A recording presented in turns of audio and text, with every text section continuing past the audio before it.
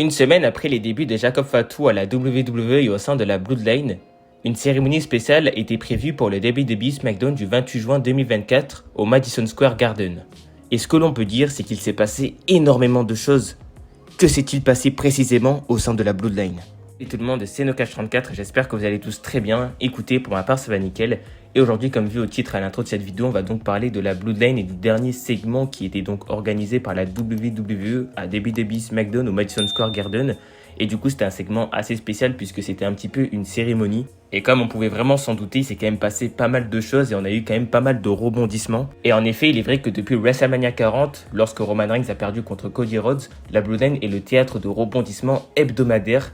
Et cette semaine n'a pas échappé à la règle. Pour faire court, Solo Sikoa a d'abord demandé à Tama Tonga, Tonga Loa, puis Jacob Fatu de le reconnaître en tant que chef tribal. Et du coup, les trois l'ont bien reconnu en tant que chef tribal, ce qui est juste incroyable. Mais une fois le test passé avec succès, Sikoa s'est alors tourné vers Paul Heyman et lui a posé la même question. Paul Heyman, qui est resté fidèle envers Roman Reigns, a tout simplement dit qu'il ne le reconnaissait pas en tant que chef tribal. Et du coup, la suite appartient à l'histoire. La Bloodline a tout simplement attaqué Paul Heyman et l'a en quelque sorte viré de la Bloodline. Et l'attaque s'est donc terminée sur un triple powerbomb à travers la table des commentateurs américains.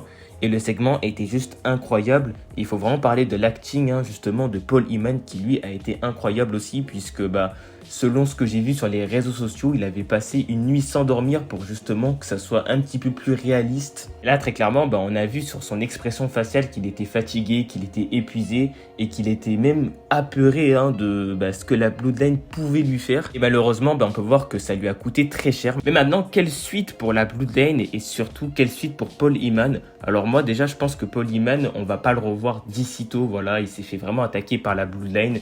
Et maintenant, je pense que pendant plusieurs semaines, il va faire une pause, il va pas être trop présent. En tout cas, c'est mon avis. Tout le monde s'attend à un retour de Roman Reigns maintenant, puisque Solo Sikoa se proclame comme étant le chef tribal, alors que normalement, c'est Roman Reigns. Forcément, le fait qu'il ait attaqué déjà Paul Heyman, qui est le wise man de Roman Reigns, et forcément, Roman Reigns va vouloir se venger. Et on s'attend forcément à un retour. Et la plupart des personnes pensent que Roman Reigns pourrait faire un retour en tant que face. La question, c'est quand pourrait-il faire son retour? Alors, il y a plusieurs rumeurs concernant la date de son retour, mais on n'a pas vraiment de date précise. Il y a juste des rumeurs, je tiens à le préciser. Donc, certaines personnes pensent qu'il pourrait revenir à Money in the Bank. Et certaines personnes disent qu'il pourrait revenir à SummerSlam. Alors moi, SummerSlam reste la meilleure option pour Roman Reigns. C'est un plus gros PLE et ça va encore plus marquer les esprits. Et Money in the Bank, ça me semble assez tôt pour faire revenir Roman Reigns. Comme vous le savez, la Bloodline a donc un match de prévu à Money in the Bank. La Bloodline va affronter normalement Cody Rhodes, Kevin Owens et Randy Orton. Et il y a des rumeurs comme quoi Jimmy Uso pourrait revenir justement pour joindre Cody Rhodes. Ça alimenterait un petit peu plus les rumeurs comme quoi on aurait deux Bloodlines, même si avant cet incident il y avait quand même déjà pas mal de rumeurs comme quoi ça allait être le cas. Et même c'est assez logique que ça va être le cas. Dans tous les cas, on en saura un peu plus lorsque Roman Reigns et aussi The Rock auront donc fait leur retour. Je pense qu'à ce moment-là, on aura encore plus de réponses à nos questions. Et du coup, je pense que on aura deux Bloodlines, une Bloodline Face et une Bloodline Heel avec justement Solo Sikoa.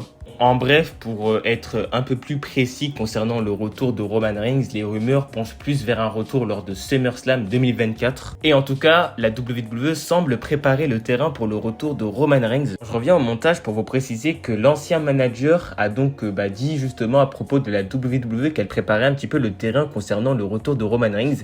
Il a donc déclaré ceci. Eh bien, c'était bien parce qu'ils ont eu quelque chose. Maintenant, il a pris un tournant. Maintenant, vous pouvez sentir Roman Reigns à l'horizon. Quand il arrive, ils font déjà du disque. Ils sont en feu. Quand Roman arrive dedans, ça continuerait.